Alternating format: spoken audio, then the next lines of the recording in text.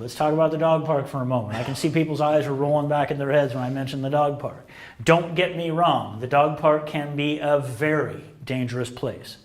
I urge a lot of caution at the dog park. You do not want your dog around unruly Rottweilers and Pit Bulls. He can get killed. And I got nothing against Rottweilers and Pit Bulls. They're among my favorite breeds, okay? But they are bred to fight, and they're very good at it. So, you can't be too careful at the dog park. You want to walk all the way around before you ever go in. Check out every dog in there. If there's a dog causing problems, don't go in. If you're in there and somebody's 100-pound American Bulldog drags him up to the gate, don't wait around to see what's going to happen. Just leave. If they don't have control of that dog when they enter the gate, they're not going to have any control when they take it off the leash. And I'll tell you right now, if you're doing the dog park properly, you're going to make enemies. Because if another dog gets in your dog's face and stops wagging his tail or his ears go down, you don't wait around to see what's going to happen. You get right in between them, hey, psst, leave it. You chase them away. And don't put your fingers down there. You'll get bitten. You got to use your energy to break that tension. And as soon as you get out from in between that dog and Rambo, he's going to get right back in Rambo's face and you're going to chase him away again. And then he'll stay away. And the owners are not going to like it.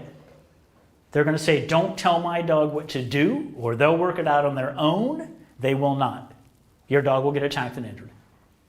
It's like if you're at the grocery store and some little kid comes over and starts throwing stuff in your cart. And you say, don't put that in there. I don't want to buy that. And his mom's over there talking on her cell phone, and she comes over and says, don't tell my kid what to do. You need to tell her, well, you need to get him under control then because he's out of control. It's the same situation. You never want to throw balls in the dog park. It's the worst thing you can do at the dog park. I do have guidelines on my website for doing the dog park properly.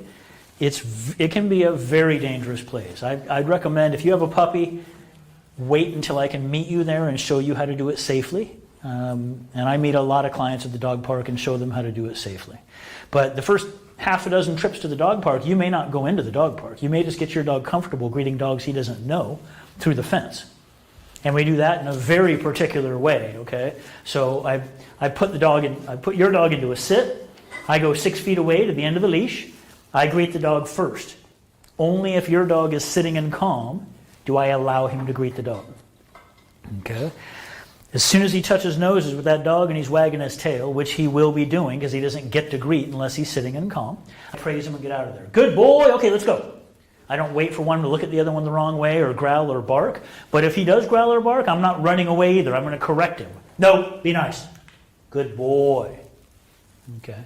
So you might have to greet 20 dogs through the fence just to get your dog comfortable enough to greeting dogs, he doesn't know, and to reinforce calm, submissive behavior at greeting time instead of excited, anxious, nervous behavior or aggressive behavior. Okay. So yeah, there's a lot of tricks to doing the dog park safely, and I meet a lot of clients there and show them how to do it. But there are some guidelines on my website.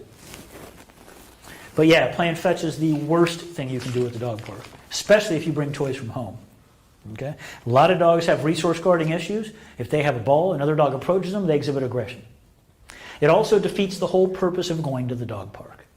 So you can play fetch in your backyard. The reason you go to the dog park is to have your dog mix it up with 20 dogs he doesn't know.